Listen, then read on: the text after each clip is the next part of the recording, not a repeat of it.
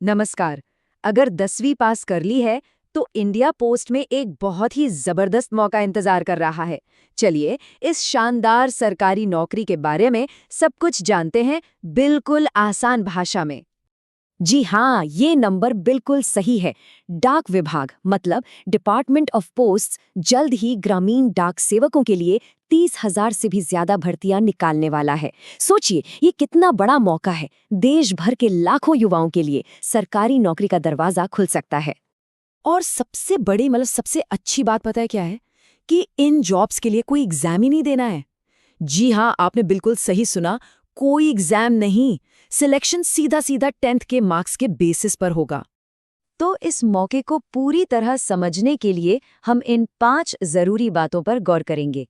अवसर कितना बड़ा है, काम क्या करना होगा, क्या क्या योग्यता चाहिए, सैलरी और सिलेक्शन कैसे होगा, और हाँ, सबसे जरूरी, अप्लाई करने का सही तरीका क्या है। चलिए शुरू करते हैं।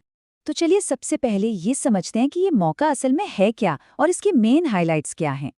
तो देखिए, इसमें सबसे कमाल की बात क्या है। एक तो वैकेंसीज इतनी सारी हैं और प्रोसेस इतना सिंपल।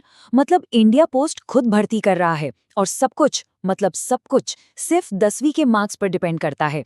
कोई झंझट नहीं। इन डेट्स पर खास नजर रखनी होगी। अक्सर क्या होता है कि अप्लाई करने के लिए टाइम बहुत कम मिलता है। तो मेरी सलाह तो यही है कि जैसे ही लिंक खुले अपना फॉर्म भर दें। आखिरी दिन का इंतजार बिल्कुल मत कीजिएगा। चलिए अब आगे बढ़ते हैं और देखते हैं कि इन जॉब्स में असल में रोज का काम होता क्या है। बेसिकली यहाँ 2 तरह के काम हैं। एक है ऑफिस संभालना और दूसरा है फील्ड में जाकर डिलीवरी करना। जो बीपीएम होते हैं वो ब्रांच के हेड होते हैं और एबीपीएम और डाक सेवक उनकी मदद करते हैं और सारा फील्ड वर्क देखते हैं। बीपीएम ये इन तीनों में सबसे सीनियर पोस्ट है। वो लोकल ब्रांच के हेड के तौर पर काम करते हैं। मतलब ऑफिस के ऑपरेशन से लेकर बैंकिंग सर्विसेज तक सारी जिम्मेदारी उन्हीं की होती है। और जो एबीपीएम और डाक सेवक हैं, ये वो लोग हैं जो असल में डाक को हमारे घर तक पहुंचाते हैं। एक तरह से यही इंडिया पोस्ट का चेहरा है, जो हर दरवाजे पर दस्तक देते हैं। अच्छा, तो इन पदों के लिए अप्लाई करने के लिए क्या-क्या क्वालिफिकेशन चाहिए, आइए वो भी देख लेते हैं। अच्छा, अब एलिजिबिलिटी देख लेते हैं। और सच कहूं तो इसे बहुत ही सिंपल रखा गया है ताकि ज्यादा से ज्यादा लोग अप्लाई कर सकें। बेसिकली बस 2 ही मेन चीजें हैं। एक तो 10वीं पास होना चाहिए और दूसरा जिस भी सर्कल में अप्लाई कर रहे हैं वहां की लोकल लैंग्वेज आनी चाहिए, बस। और हाँ, रिजर्व्ड कैटेगरीज के लिए एज में छूट भी है, जिससे अपर एज लिमिट बढ़ जाती है।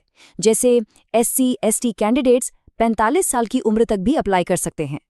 चलिए अब आते हैं 2 सबसे इम्पोर्टेंट सवालों पर। सिलेक्शन प्रोसेस क्या है और सैलरी कितनी मिलेगी। इस बात को जरा ध्यान से समझना होगा। सिलेक्शन सिर्फ और सिर्फ 10th के मार्क्स पर होगा।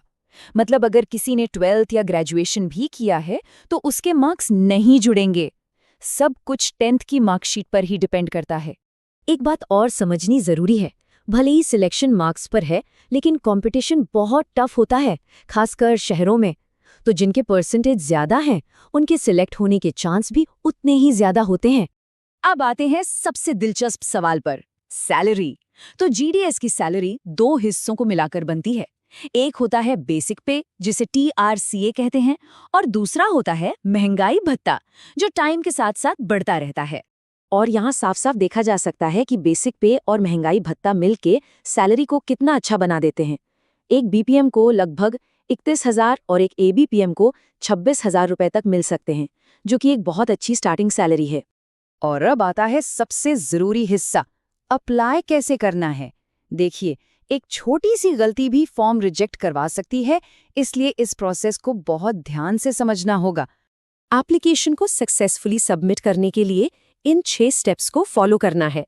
हर स्टेप इम्पॉर्टेंट है क्योंकि एक भी गलती आपको इस रेस से बाहर कर सकती है।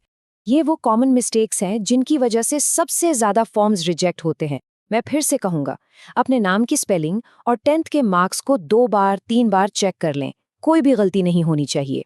एक सवाल जो अक्सर मन में आता है वो ये है कि भाई अप्लाई करने के लिए मिनिमम कितने परसेंटेज चाहिए। तो इसका जवाब बिल्कुल सीधा है, अप्लाई तो कोई भी कर सकता है, चाहे 60% हो या 90%।